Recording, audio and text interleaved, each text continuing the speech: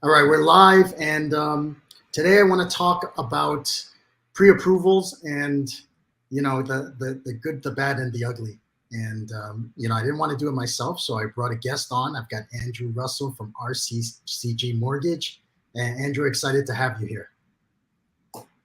Thank you so much for having me. We're remote from the Darrell Davis event in Connecticut, but so excited to have this chance to chat. Yeah, how much prep did I give you for this?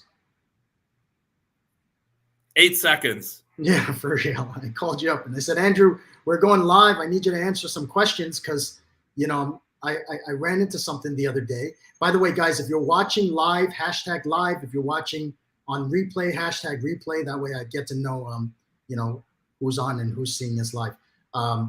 So the other day I received an offer and the pre-approval came in as well. And I want to present this offer in the best light, and I'm looking through all the paperwork, and I see that the pre-approval is from October, and the pre-approval is close to 100,000 less than what the offer price was put down for, and it came through another agent, and I'm just thinking, oh my gosh, like such a rookie mistake, and I'm thinking about what we spoke about previously. It's like, a lot of these pre-approvals that are coming across our table right now, a lot of them are wrong, right? Can you shed some light on that, Andrew? Yeah, I would love that. I mean, literally, that's what we were talking about. I just three and a half hours ago spoke to a room of realtors about this exact same thing. So, just so you're aware, a lot of the documents in mortgage, they expire in about 3-4 months-ish. That's the range. So in October pre-approval, I mean, think about it. You have October, right? October, November, December, January. Not only are those documents expired, if you rerun credit, I've seen sweeping negative changes, to a credit profile that renders the person, not mortgageable. So, there's way more diligence that has to happen. There's a national statistic. It's through the MBA, where if you're a listing agent and you get a pre-approval across your desk for an offer, pretty much every two, one of them has a mistake. For every 10, about 5.5 have mistakes, which is alarming. So what does that mean? That you're going to take the house potentially off the market, go into contract, wait a couple months only to find out something goes wrong that could have been figured out months and months ago. So it's really like a systemic issue in our industry. And I've spoken about like why does this happen, Vincent? How could this happen? Because at the end of the day, when you get licensed as a mortgage loan originator at an FDIC or a credit union, it's a little bit more streamlined than at a mortgage bank or a mortgage broker. But nonetheless, you could have written 0 mortgages, 0, and issue a pre-approval and make a mistake. And there's really no, consequence per se. And of course, there's reputation and various things. But like, if you as a mortgage professional make a mistake, there's not all that much consequence. Like, there's not like a fear of losing your job or losing your license. So, because of that, you have to have checks and balances as a listing agent, or bad things can potentially happen. Yeah, I could see that. So what can we do, as listing agents, as we get these pre-approvals, what can we do to make certain that this is a credible pre-approval that we're looking at? Yeah, so there's really, in my opinion, there's 2 things a listing agent can do. And it's whatever you feel comfortable doing. Option number 1, you align yourself with an amazing mortgage professional like RCG Mortgage, right? And you train yourself, you learn when you get a pre-approval, because if I was a listing agent, every single pre-approval, I would vet direct with the loan officer. Hey, John Smith at ABC Lending, just curious, let's have a quick conversation. Did you do X? Did you do Y? Have you done A? Have you done B? There are things you can ask that certainly, if they're answered in a certain way, are like red flags. As an example, if we are referred a client that has worked with, say, like a big bank, and we say, hey, listen, I know you've been pre-approved before, but just do me a favor. We say, Vincent, hop in your sent box, forward us the documents you sent the lender, we'll update your pre-approval. And they say, what do you mean? I never sent them any documents. And you're like, neener, neener, neener. Mm-hmm. Like, the red flags go off. So the first option would be familiarizing yourself with what to ask, or option number 2 as a listing agent is have a preferred mortgage company, have a preferred lender, have them vet the pre-approval for you. So say you have a listing, a pre-approval comes in from a certain lender, but your preferred mortgage company, for example, is Andrew Russell and RCG Mortgage. So what we do is, as a courtesy, we reach out on your behalf. We'll speak to the mortgage loan officer or whomever. we'll do some diligence on the pre-approval just to make sure that it's valid. That's something as well. That's a valuable service that we offer. I've never had that done, Andrew. Like I've called loan officers myself, and I think that's an incredible practice. I think it's such a smart thing to do, to take, to take what's on the paper as fact is not very smart, right? So we always go call the loan officer and find out exactly, what they've done to pre-approve this particular buyer, right? But I've never had another loan officer call on my behalf. That's interesting. And yeah, so it's a common practice now. I mean, listen, let's just talk transparent. In New York, mortgage is very difficult.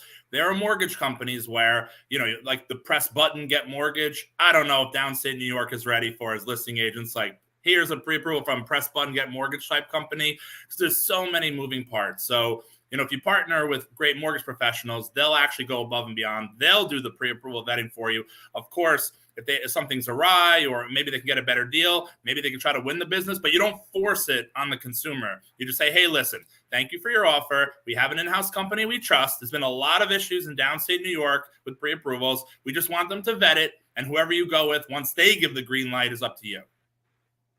Okay. And the other thing, the other strategy that you mentioned is just to make sure that we run all of our buyers through a particular lender. Somebody that we trust, somebody that we know the steps that they take for pre-approval. And that way there's consistency. And it doesn't mean that they have to work with that they have to even put an application through with that particular loan officer.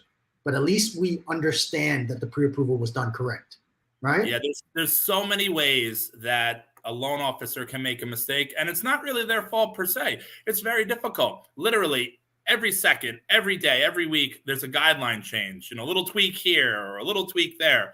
But what does that do?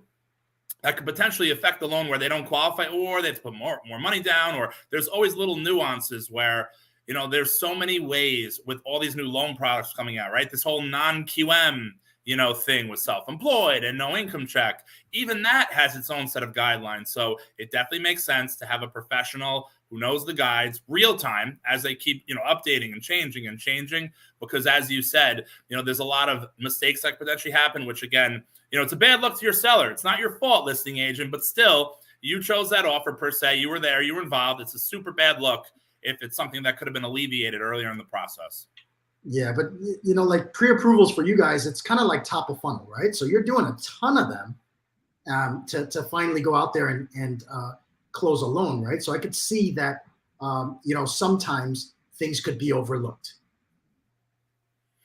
Depends on who you're working with. Okay.